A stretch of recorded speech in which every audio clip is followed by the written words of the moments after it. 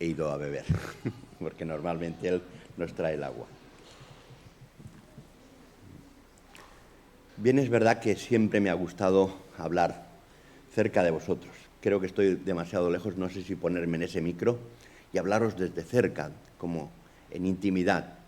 Porque desde aquí os veo, bueno, si os veo, porque ya tengo que ir al médico, al oculista. ¿Te has quitado las gafas?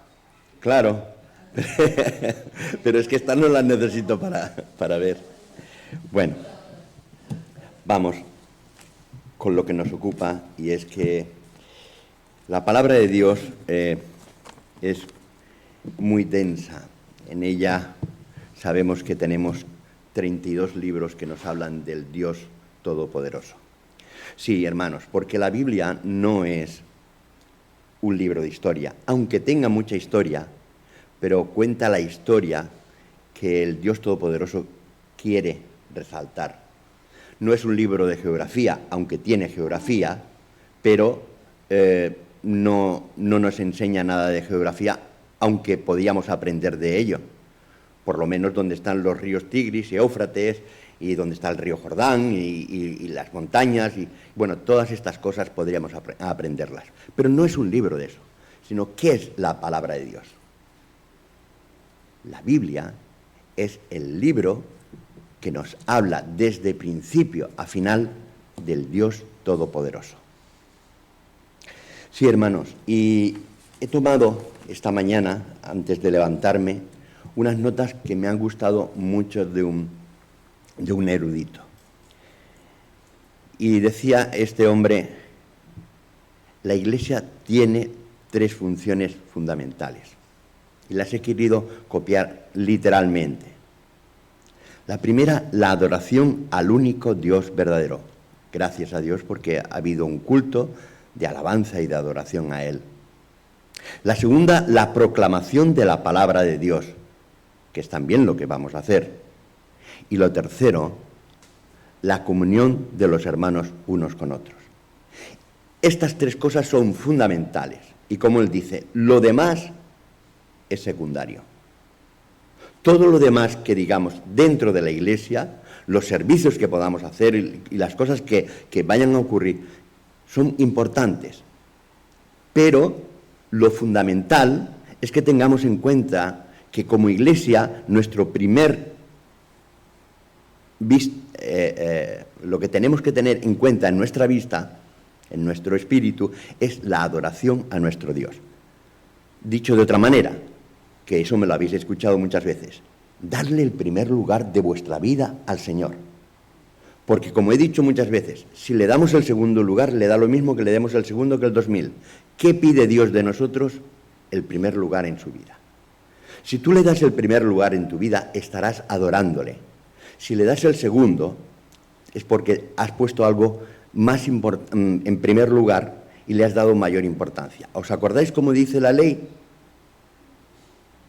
No tendrás dioses ajenos delante de mí. No te harás ninguna imagen de lo que esté arriba en el cielo, aquí en la tierra, ni debajo de la tierra, porque yo soy Jehová, tu Dios fuerte y celoso, que visita la maldad de los padres sobre los hijos hasta la 3ª y 4ª generación, y hago misericordia a millares. El Señor quiere que le tengamos en cuenta a Él. Un Dios que lo ha dado todo, que no solamente nos ha creado, que todas las cosas que nos rodean son útiles para nuestra vida. Pero no solamente se ha ocupado de eso, sino que además nos ha comprado. Nos ha creado y nos ha comprado. ¿No puede pedir de nosotros el primer lugar en nuestras vidas? Pienso que sí. ¿Verdad que sí?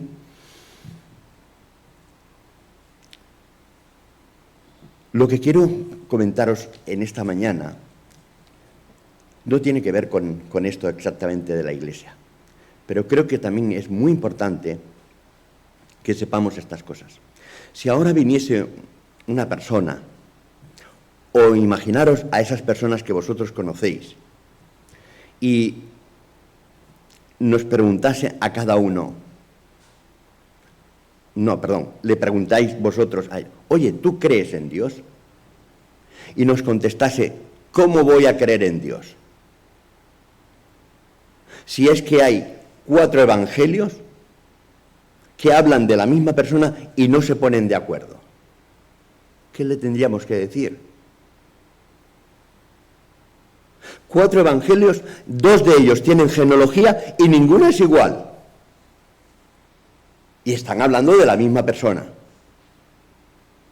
¿Por qué es esto? ¿Por qué Dios ha querido que haya 4 evangelios y no 3 o 5? Porque Él ha querido, claro está. Pero hay un propósito en estos 4 evangelios. Y el propósito de Dios, a través del Espíritu Santo, es que va a presentar a Jesucristo de 4 formas diferentes. Mientras que hallamos en el primer evangelio, por decirlo así, en el evangelio de Mateo, nos presenta al Rey de Reyes y Señor de Señores. Y su genealogía no llega hasta Adán, sino se queda en Abraham. Por eso empieza en el capítulo 1, versículo 1. Luis, ¿quiere usted leerlo, por favor? Iremos más deprisa. En Mateo 1:1.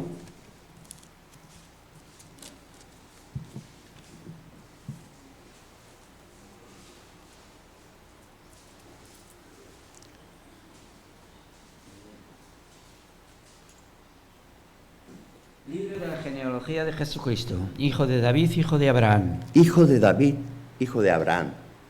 Vamos a ver, ¿qué tiene que ver uno con Abraham el otro? engendró a Isaac. No, el 1 no, gracias. Ahí sale el 1.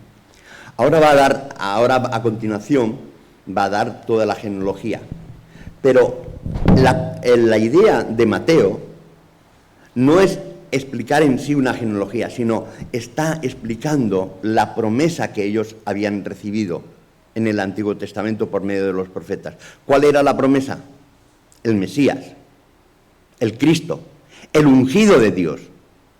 Y ese es el que vosotros habéis matado. Por eso, aquí la genealogía de Mateo no llega más allá de Abraham. ¿Cuál es la otra genealogía que tenemos? Porque Marcos no tiene genealogía, la genealogía de Lucas. Sin embargo, en la genealogía de Lucas, si la veis, cuando la leáis tranquilamente, veréis que va justamente al revés y empieza desde Jesucristo hasta Adán y desde Adán a Dios, dándonos a entender, porque claro, Lucas, entre otras cosas, era médico, pero además fue historiador y fue un gran investigador. Al parecer, algunos escritos dicen que en su recopilación de datos habló incluso con la madre del Señor Jesucristo. Por eso es el único que nos dice alguna cosa de la infancia de Jesús, cuando tenía 12 años y fue al templo. ¿Os acordáis? Ninguno de los 4, ninguno nada más que él, nos habla de ese momento. Porque fue un historiador que hasta hace poco estaba puesto en duda de mucha gente. Sin embargo, cuando vayáis al capítulo 3 de Lucas, vosotros veréis que hay una serie de datos muy significativos, y era el orden que gobernaban en aquel tiempo. Al parecer, otros eruditos, como Flavio Josefo, otros historiadores, como Flavio Josefo, Tácito o algunos otros, no precisaron tanto como él. Entonces, el que estaba equivocado, según decían ellos, era Lucas. Sin embargo, no hace tantos años que se demostró que no fue así. Gloria a Dios por ello. Eso a mí me constriñe, me aferra más a la palabra de Dios, porque me confirma que la palabra de Dios es inmutable, inerrante. No hay fallo en ella. Y si hay algún fallo, no es del original, sino de las traducciones, que algunas veces cometen errores los traductores. Pero tened en cuenta que la palabra de Dios es infalible, es inerrante. Por eso, cuando voy a leerla y veo cosas que a lo mejor he leído muchas veces, pero sin embargo no me había parado, pues el Señor me enriquece mucho más para poder compartir con otros. Mirad, hace muchos años, una de las cosas que el Señor me motivó fue a darle pie a los niños a preguntar. Y eso es un error porque dice el dicho que un niño puede preguntar más que un sabio puede responder. Pero sin embargo, le dimos pie a que preguntaran por si había alguna duda. Pues si hubieseis visto cómo ellos preguntaban, y José Manuel contestaba, y contestaba a los niños, y mientras contestaba lloraba, y alguno me decía, ¿por qué? No lloro de pena, lloro de alegría, porque el Señor, incluso más allá de lo que yo sabía, el Señor estaba conmigo en aquellos momentos. Incluso cuando, eso fue un campamento, cuando llegamos tarde a la siguiente función, pero la clase aquella siempre la recordaré con mucho cariño. Y la guardo en mi corazón como algo que el Señor me ha regalado en mi vida, porque fue para mí un gozo y una bendición. Pero ¿qué quiero decir con esto? Que es muy importante tener en cuenta la palabra de Dios. ¿Por qué? Porque una de las funciones de la Iglesia es la adoración, pero otra función de la Iglesia es la proclamación. Y para poder proclamar tenemos que estar llenos de la palabra de Dios. Entonces, fijaros que Mateo presenta al Rey de Reyes y Señor de Señores. Marcos no tiene genealogía. ¿Pero por qué no tiene genealogía? ¿Cuál es el motivo? Porque es otro aspecto del Señor. Y Marcos está presentando al siervo obediente de Dios. Por lo tanto, si tu padre o tu madre te ha vendido y pasas a ser un siervo o un esclavo, ya no tienes genealogía, porque te han arrancado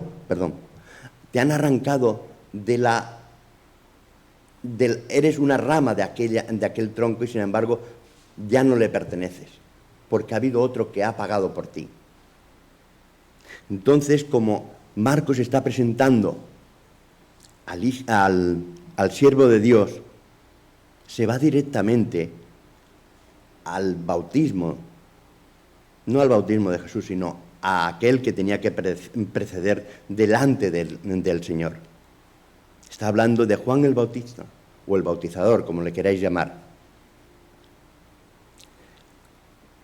En el tercer evangelio, como hemos dicho, Lucas sí que tiene una genealogía.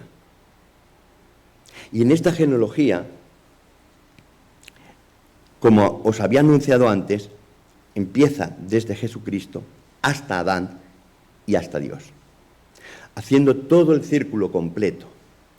Hay un detalle que posiblemente, si no lo tenéis por la mano, no lo podéis apreciar, pero hay una maldición con Jeconías. Rey Jeconías tuvo una maldición del Señor, y es que en esa descendencia no se iba a sentar más, nunca más, nadie que perteneciera a Jeconías. También aparece en el libro de Reyes como Conías, Unos lo traducen como Conías y otros como Jeconías. Es la misma persona. Pero me voy a referir que la maldición que tenemos es que José pertenecía a esa descendencia por la parte del rey Jeconías. Y entonces José no tenía el derecho, o mejor dicho, tenía el derecho, pero no le había dado la aprobación el Señor. Por eso el libro de la genealogía, o la genealogía que vais a encontrar en Lucas, está relacionada con María. Y María también viene del rey, descendiente del rey David, pero por un hijo llamado Natán. ¿Vale? Ahí es donde, cuando leáis o leáis el nombre de Natán, os acordaréis de que es por eso que el Señor, a pesar de todo, había hecho una promesa al rey David, ¿verdad que sí? Y esa promesa no la iba a cumplir por el rey Conías. Pero sin embargo, el Señor ha preparado que José no tuvo ni arte ni parte en el embarazo del Señor Jesucristo, que fue algo concebido por el Espíritu Santo, y por lo tanto la descendencia, la genealogía viene de María. No hay ninguna contradicción. Son dos genealogías, dos maneras, dos puntos de vista diferentes. Mientras que Mateo hemos dicho que presenta a ese rey, y Marcos hemos dicho que está presentando al siervo, ¿a quién está presentando Lucas? Al Hijo del Hombre. Y estos tres evangelios se les conoce porque son evangelios sin vista, se les llama sinópticos. Los tres evangelios son sinópticos. ¿Por qué sinópticos? Porque ninguno de los tres evangelistas que acabamos de decir estaba presente en todos los hechos que ellos narran. Pero, sin embargo, me diréis, Mateo era apóstol. Sí, estuvo en muchos hechos, pero no estuvo, por ejemplo, en el monte de la Transfiguración, porque si vosotros os recordáis, ¿quién estuvo en el monte de la Transfiguración? Pedro, Juan, Santiago. Entonces, ¿por qué Mateo habla de ello? Pues porque posiblemente en el lugar alto, en aquellos momentos que estaban esperando las instrucciones del Señor Jesucristo, o en cualquier momento que tuvieron, Mateo recopiló esta información. Y el Evangelio de Mateo está escrito de tal forma que no es una cronología. Primero este asunto, después vino lo otro, después hizo el Señor Jesucristo esto, lo otro no. Si os dais cuenta, el Evangelio de Mateo está recogido básicamente en 5 sermones. El Sermón de la Montaña, en el capítulo 5, 6, 7. En el capítulo 10 hay otro sermón, que no me acuerdo cómo se le llama, creo que es el primer el envío de los discípulos. En el capítulo 13 está el sermón de las parábolas. En el capítulo 18 hay otro sermón, y en el capítulo 24 y 25 es el último sermón que está hablando de los últimos tiempos. De manera que cuando vayáis alguna vez a leerlo, pues os daréis cuenta que todos ellos empiezan de esta misma manera, con estas palabras.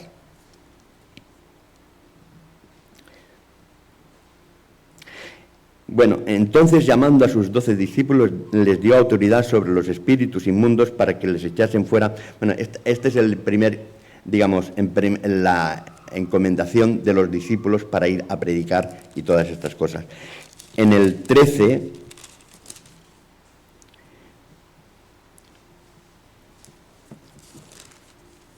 en el capítulo 13,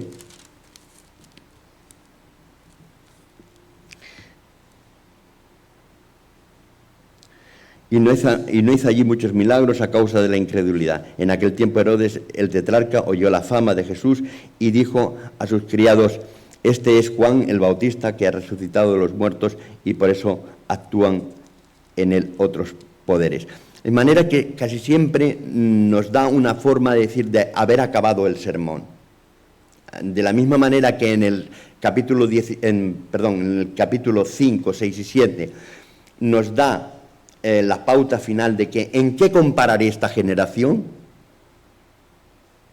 La compararé con un hombre que hace su casa en la roca, y le llamaré sensato.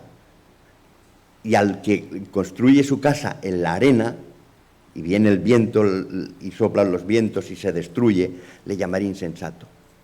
Está acabando el sermón porque de todo lo que ha dicho hay dos maneras de actuar en la Biblia. O con insensatez y no tomar en cuenta las palabras de Dios y hacer lo que nos dé la gana, o con mucha sensatez y construir la casa sobre la roca. En términos simbólicos, la roca es Cristo. Cuando tú construyes algo sobre la roca, ese cimiento tiene una solidez impresionante. Cuando lo construyes sobre la arena, cuando vienen los primeros oleajes, se lleva a la casa, porque la arena no te permite tener sostenibilidad. ¿Verdad que sí? Pues con eso nos compara el Señor.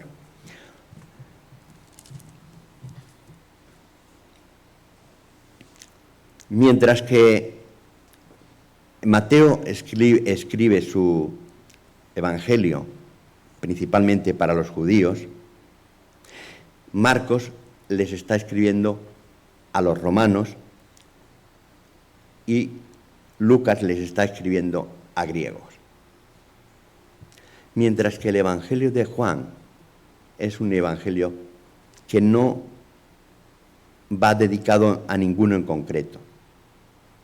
Como os decía, Lucas y Marcos son los dos únicos evangelios que sí que tienen, digamos, una trayectoria cronológica. Primero esto, después esto. ¿Por qué? Porque el evangelio de Marcos le está dedicando este evangelio a un señor llamado Teófilo. ¿Vale? Entonces, al principio, dice, como muchos ya han querido poner todas las cosas en orden, querido Teófilo, yo también te voy a escribir de ello, te voy a anunciar el Evangelio de Cristo. De esa misma manera, como también el autor de los Hechos de los Apóstoles es Lucas, también le dedica el principio a Teófilo. ¿Os acordáis? Como ya te escribí en el primer tratado, querido Teófilo, mirad, creo que era el capítulo 1.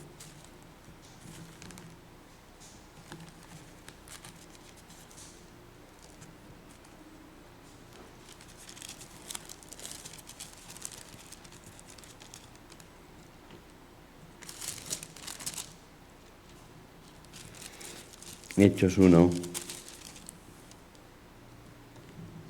Sí, Hechos 1:1. En el primer tratado, oh Teófilo, hablé acerca de todas las cosas que Jesús comenzó a hacer y a enseñar. Como os he dicho antes, era un erudito. Lucas, además de ser médico, tenía mucha capacidad para la información. Cada uno tiene sus dones. Y os diré una cosa, si no desenterramos los dones, entonces no sabremos nunca ni nosotros mismos los dones que podemos tener.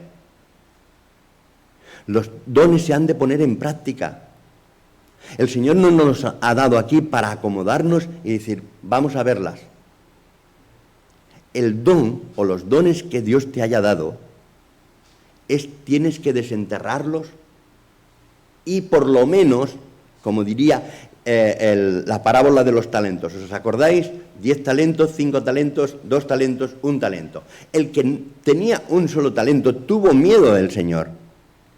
Y en vez de ponerlo en el banco para que le produjese algunos intereses, ¿qué hizo? Lo enterró. Eso no es lo que el Señor quiere.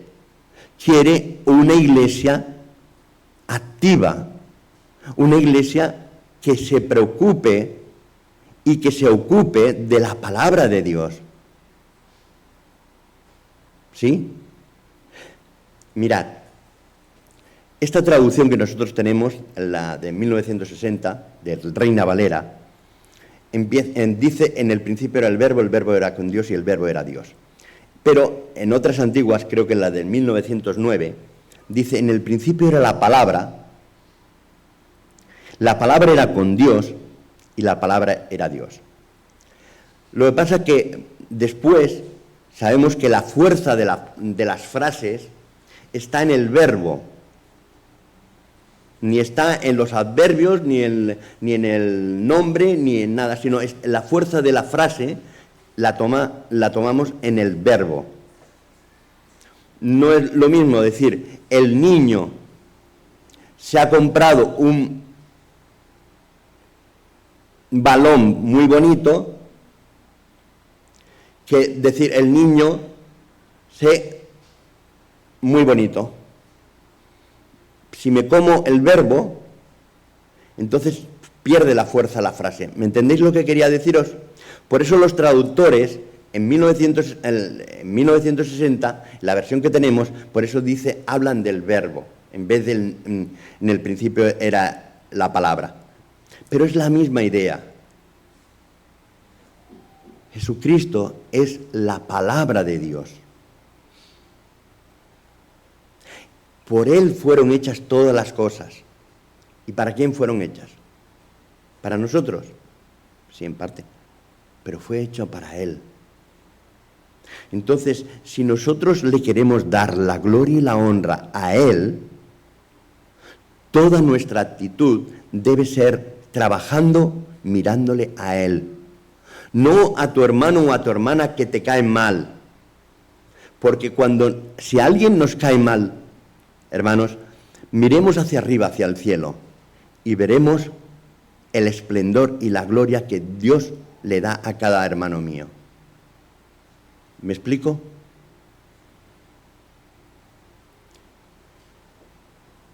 Cuando yo te miro y te veo cara a cara, veo tus defectos, los míos no, los míos los ves tú. Pero cuando yo en vez de mirarte a ti, miro hacia arriba al cielo, el Señor empieza a recordarme lo maravilloso o maravillosa que eres. El Señor empieza a recordarme que eres mi hermana, que eres mi hermano, que eres un hijo de Dios y por lo tanto eres un nacido, que te ha salvado igual que me ha salvado a mí. Entonces todos esos complejos se me tienen que ir quitando. No puedo mirar solamente los defectos del otro. Tengo que mirar hacia arriba, hacia el cielo, y decir, Señor, si tú le has perdonado, si tú lo has hecho y lo has traído hasta aquí, y quieres que te glorifique, bendito seas tú. Ayúdame a amarle, por si en algún momento he dejado de quererle. Ayúdame a quererlo, porque si lo hago de otra manera me equivoco. Y yo os digo que el Señor me ha tenido que cascar muchas veces a lo largo de mi juventud, porque no estaba creyendo en el Señor. Era un religioso más, que parecía que estaba haciendo puntos para llegar a algún sitio. Y es cuando el Señor me daba y me decía, te estás pasando, José Manuel. Sí, ahí donde lo veis. Claro que he sido muy soberbio y el Señor ha tenido misericordia de mí. No voy a tener yo lo mismo que tiene mi Señor conmigo. Sería un hipócrita.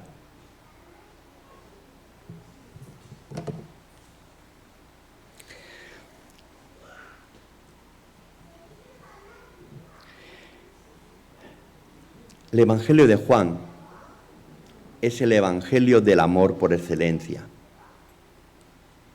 Es el Evangelio que presenta al Hijo de Dios. Es el Evangelio que nos deja ver el poder de Dios en Jesucristo. Si algún testigo de Jehová os dice que Jesucristo no es adorado, podéis llevarlo donde está el capítulo 2, cuando los magos o los reyes de Oriente, ¿dónde van? ¿Qué le dice el rey? ¿O qué le dice Herodes, el gobernador?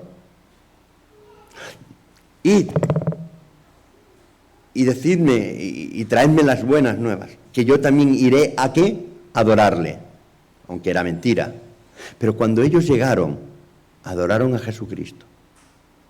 Aquel niño le adoraron y le presentaron presentes. Pero es que también los apóstoles, cuando el Señor Jesucristo resucitó, también fue adorado. Mirad, vamos a verlo en el capítulo 28 de Mateo.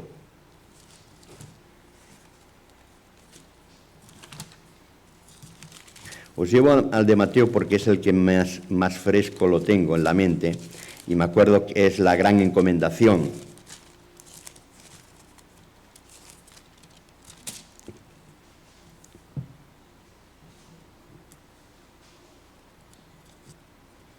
Versículo 16. Pero los 11 discípulos se fueron a Galilea, al monte donde les había ordenado, y cuando le vieron, le adoraron, pero algunos dudaban. Y Jesús se acercó y les habló diciendo: toda potestad me es dada en el cielo y en la tierra. Por tanto, id y haced discípulos a todas las naciones, bautizándolos en el nombre del Padre y del Hijo y del Espíritu Santo. Jesucristo es adorado. Solamente Dios puede ser adorado. O una de dos. O era un farsante, era mentiroso, o era Dios.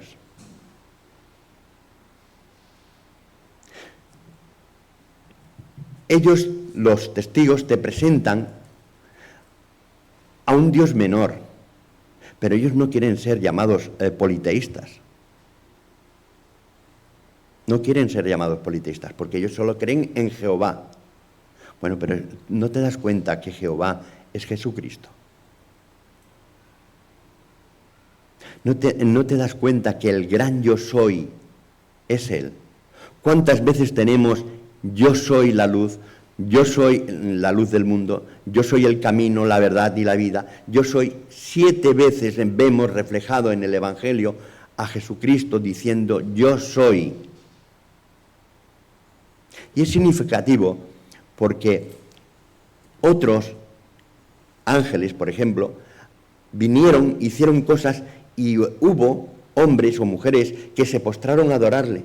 Y sin embargo ellos dijeron: mira, no lo hagáis, porque soy consiervo vuestro. Es decir, somos siervos del Señor.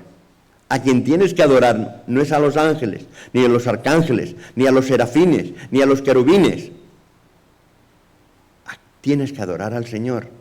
Eso es lo que debemos hacer, porque lo demás es idolatría.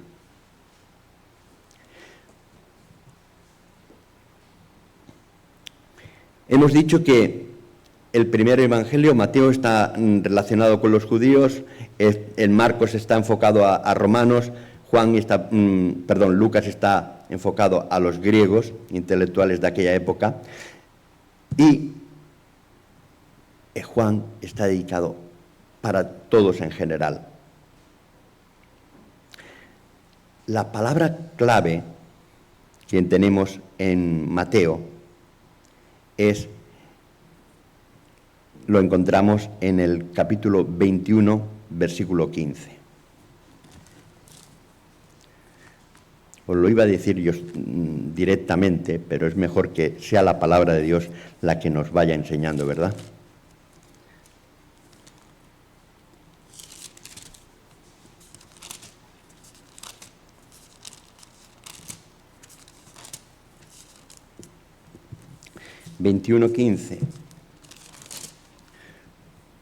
Mateo 21:15 nos dice: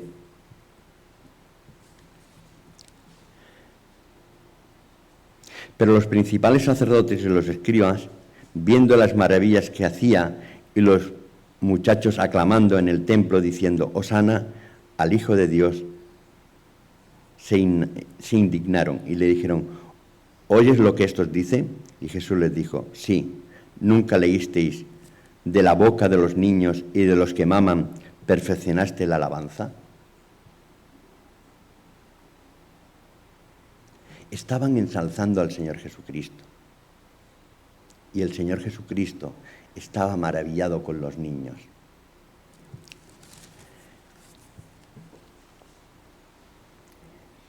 Marcos, en el capítulo 10, versículo 45,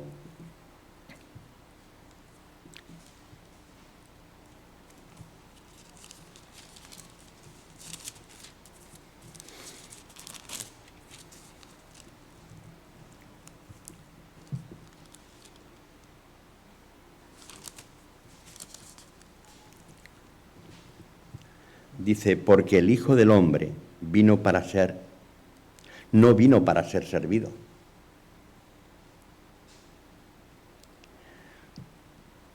sino para servir y para dar su vida en rescate de muchos. Hermanos, ¿os acordáis cuando aquellos que también se les apodaba los del trueno, aquellos hijos de Zebedeo, que pretendían tener el primer lugar, porque claro, ya mismo el Señor pone las cosas y nosotros tenemos que estar en buen lugar? Claro, cuando lo escucharon eso, los otros apóstoles se enfadaron con ellos. ¿Pero qué les enseñó el Señor? Que el reino de los cielos es diferente. ¿Quiere ser alguno grande en el reino de los cielos? Sirva a los demás. La prueba está en el maestro. ¿Os acordáis? Se ciñó la toalla, cogió el lebrillo y se puso a lavar pies. ¿Por qué? Porque Él siempre nos ha dado ejemplo de todo lo que va a ser en la vida celestial. Porque será un placer servir a tu hermano. Porque será un gozo servir a tu hermana. Y aquí ahora ya debe ser ese principio, ese gozo de servirnos unos a otros.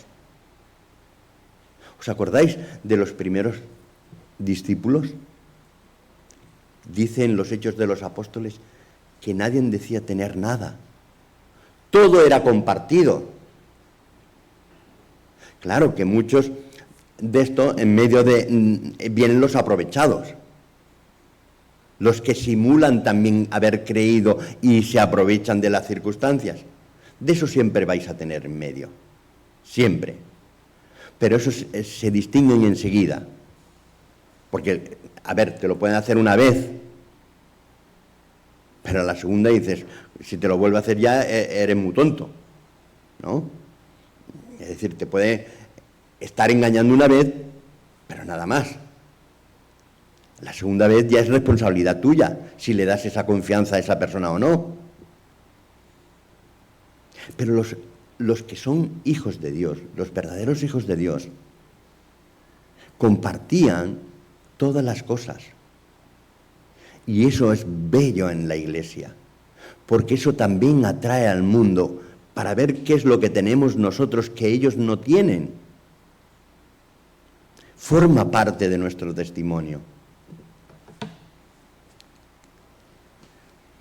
En Lucas 19:10 nos dice la palabra de Dios: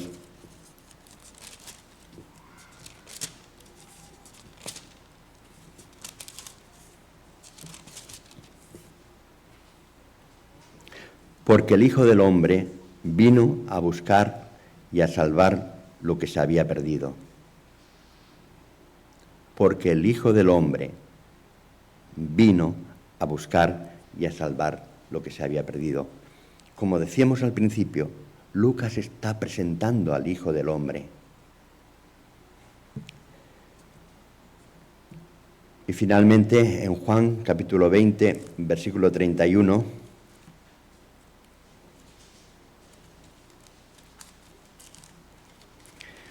si después tenéis alguna pregunta, no lo dudéis.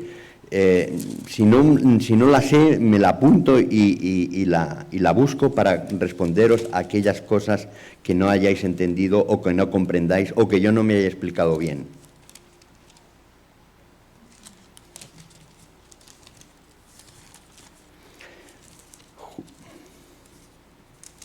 Juan capítulo 20, estaba en Lucas.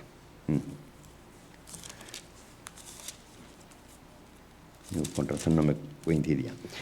Capítulo 20, versículo 31 nos dice, pero empezaremos en el versículo 30. Hizo además Jesús muchas otras señales en presencia de sus discípulos, las cuales no están escritas en este libro. Pero estas se han escrito para que creáis que Jesús es el Cristo, el Hijo de Dios, y para que creyendo tengáis vida en su nombre. Estos versículos son lo que se llaman claves para, por eso, a cada evangelio tiene su forma de presentar. Pero es la misma persona vista desde los 4 puntos de vista. Visto como el Rey de Reyes, como el Hijo de Dios, Juan, como el Hijo del Hombre, Lucas, como el siervo obediente, Marcos, y como el Rey. Aquel Rey que era la promesa y que se cumple en Jesucristo. Por eso la genealogía de Mateo empieza diciendo que desde Abraham hasta el rey David hay 14 generaciones. Desde el rey David hasta la deportación de Babilonia hay 14 generaciones. Y desde la deportación de Babilonia hasta Cristo hay 14 generaciones. De manera que Jesucristo es la generación 43. 14 y 14, 28, 14, 42. Jesucristo haría la generación número 43. Y es cuando el Señor se presenta aquí.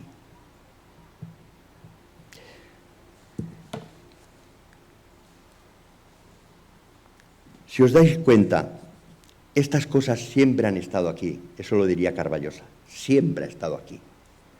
Pero es bueno que lo recordemos, porque el Señor no ha hecho las cosas para que estén aquí descuidadas, sino para que las leamos, las meditemos y las guardemos en nuestro corazón. Y cuando vengan a alguien a decirnos, ¿cómo voy a creer si no puedo entender cómo habiendo dos genealogías uno al otro no se encuentran?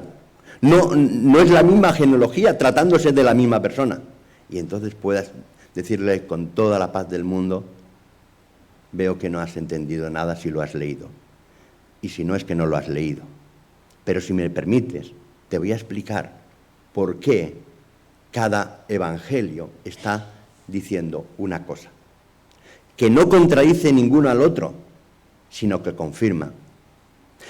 Por ejemplo, Marcos no estaba presente. Pero ¿quién le dijo a Marcos cómo estaba la hierba cuando estaban en grupos de 50? ¿Con quién caminó Marcos? Uy, que rompo el chiringuito. ¿Con quién estuvo Marcos? Con Pedro. Pedro sí que estuvo en casi todas las faenas. Posiblemente, y yo soy de los que piensan, que más que ser el Evangelio de Marcos, es el Evangelio de Pedro. Porque cuando vosotros lleguéis a ver la negación de Pedro, es muy parecida a la de los otros hermanos, a la de los otros evangelios, pero es diferente. Leedla. Leedla y veréis la diferencia que hay de Marcos a los demás evangelistas. ¿Y cuál es la verdadera? La de Marcos. Hay una pequeña diferencia. A ver, no rompe nada, pero son maneras de explicar las cosas, ¿verdad?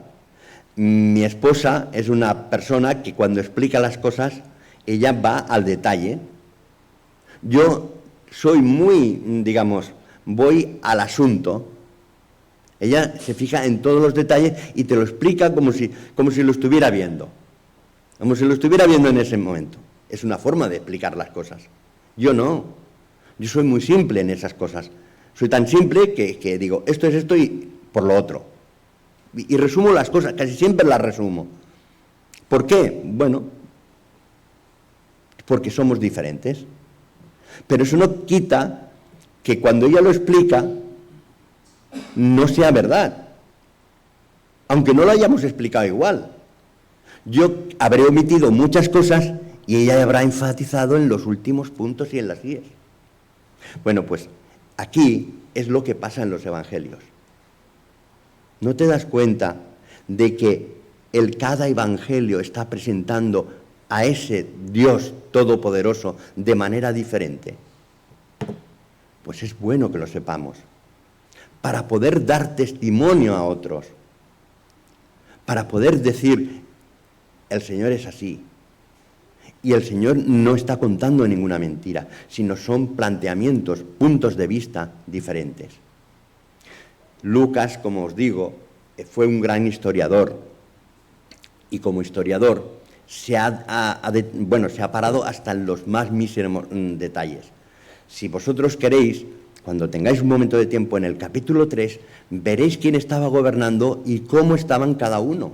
¿Y por qué lo hicieron así? Bueno, porque había sucedido una cosa y entonces se remodeló el gobierno romano. Pero aquellos que lo sabían, pues decían, no puede ser, porque hay otros historiadores que no han reparado en eso. ¿Sí? Pero este hombre era escrupuloso para decir las cosas, muy meticuloso, y enfatizó en los puntos y en las sillas.